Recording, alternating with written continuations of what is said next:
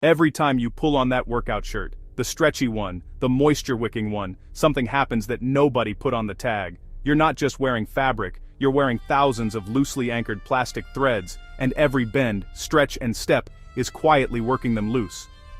This isn't a throw out your closet video, it's a let's actually look at what's happening under a microscope video, because the real story is weirder and more useful than the scary headlines.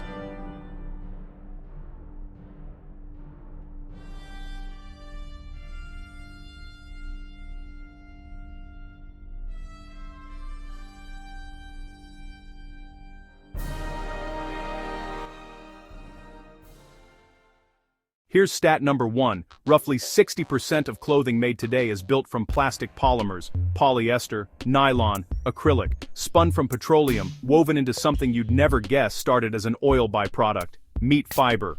Hi, yeah, I'm plastic, I know. Nobody in the group chat's thrilled about it either. Unlike cotton or wool, which are made of long, continuous natural fibers, synthetic fabrics like fiber here are woven from filaments that are, at a microscopic level, way more rigid and way more prone to snapping. Every time you move your arm, sit down, roll over in bed, that's friction. And friction is basically my kryptonite. This is called fiber shedding, and it's real, measured, published science, not speculation.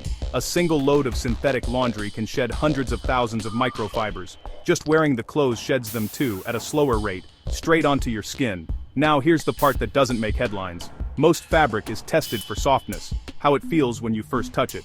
But softness tests don't measure what happens after 50 wears, or how a fiber behaves once it's frayed and jagged instead of smooth.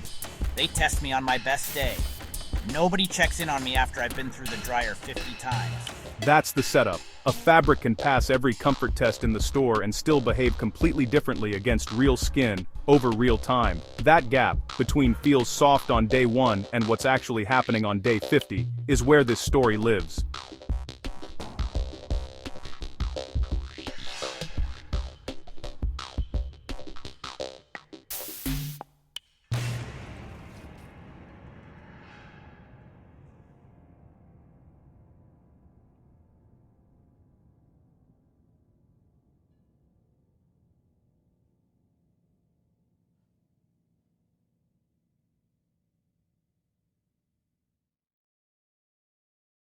Fiber shape is only half of this. The other half is what's coating the fiber. Synthetic textiles are treated with a whole cocktail of chemicals to make them do what synthetics are known for, not fading, resisting sweat, staying odor-free. Some of those chemicals, particularly certain disperse dyes and formaldehyde-based finishing resins, are well-documented causes of contact dermatitis. This isn't fringe science, it's a recognized clinical category dermatologists call textile dermatitis. Okay, so it's not toxins flooding your bloodstream. It's more like, this dye is bugging our neighborhood and we're staging a protest.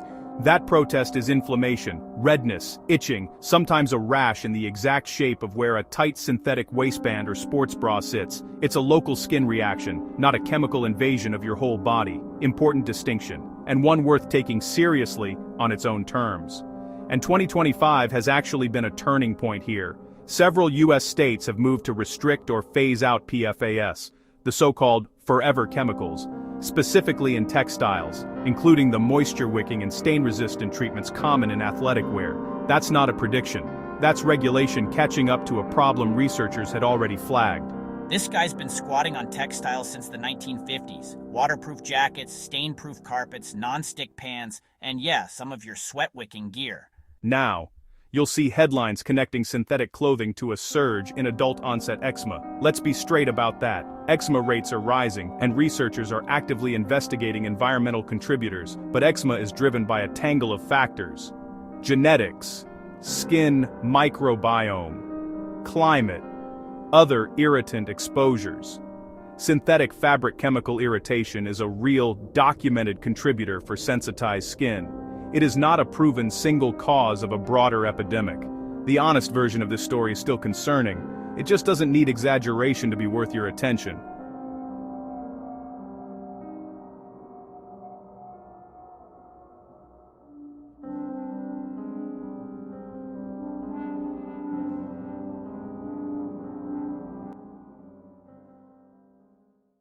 Here's where it gets almost funny, in a bleak way. The way we clean synthetic clothes actually makes the fiber problem worse. High-efficiency machines spin faster for longer with less water cushioning the fabric. Great for energy bills. Rough on me. Research on this is fairly consistent. High-efficiency, high-spin washing cycles generate measurably more microfiber shedding than older, gentler machines, and the fragments that break off tend to be smaller and sharper-edged, not smoother. Then there's detergent. Synthetic weaves are tighter and more electrostatic than natural fibers, which means they're better at trapping residue, including detergent residue with a pH that skews alkaline. Our skin barrier runs slightly acidic. That's actually protective. It's called the acid mantle. And so when leftover alkaline detergent sits against us all day in a tight synthetic weave, that's just friction with our whole vibe. And then there's the loop that closes the whole system. Those microfibers that wash off your clothes don't vanish. Wastewater treatment catches a lot of them, but not all. A meaningful fraction makes it into rivers, oceans, and yes, drinking water systems, which several studies have now confirmed. I get washed off you, travel the world a little, and eventually come back around for a rematch. It's very circle of life, if the circle of life were slightly upsetting. That's the loop. The very act of washing synthetic fabric makes it shed more, in sharper shapes, and sends a portion of that plastic back into the water systems your skin, and everyone else's, eventually touches again.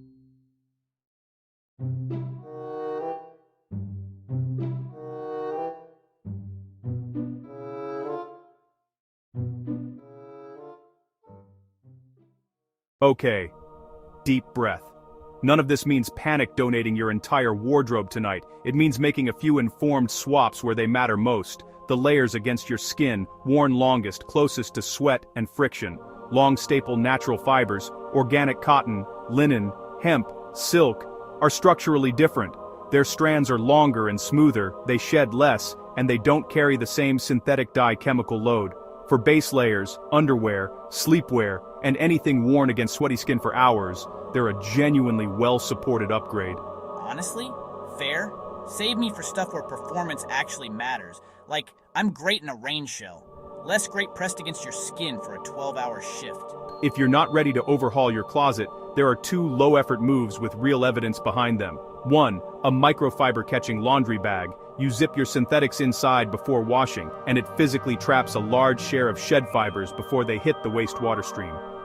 Cheap, reusable, well-studied. 2. If you're already seeing irritation, redness, dry patches, that itchy waistband line, a ceramide-based barrier repair balm is the actual dermatology-backed move, not a trendy detox. Ceramides rebuild the lipid layer that keeps irritants out in the first place. Rebuild the wall. Don't just yell about the invaders. And looking ahead, this is genuinely one of the more exciting corners of textile science right now. Researchers are developing biosynthetic fibers, materials that perform like polyester, stretchy, durable, moisture-wicking, but are grown from things like algae, mushroom mycelium, or engineered proteins, designed from the start to be biocompatible with skin instead of just tolerated by it. That's actually my replacement, isn't it? Some of these are already in limited commercial production. Whether they scale to your closet by the end of the decade is genuinely still an open question, but it's the direction the research is moving. You don't need to fear your gym shirt, you just need to know what it's actually doing, and make a few smart swaps where your skin spends the most time. See you in the wash.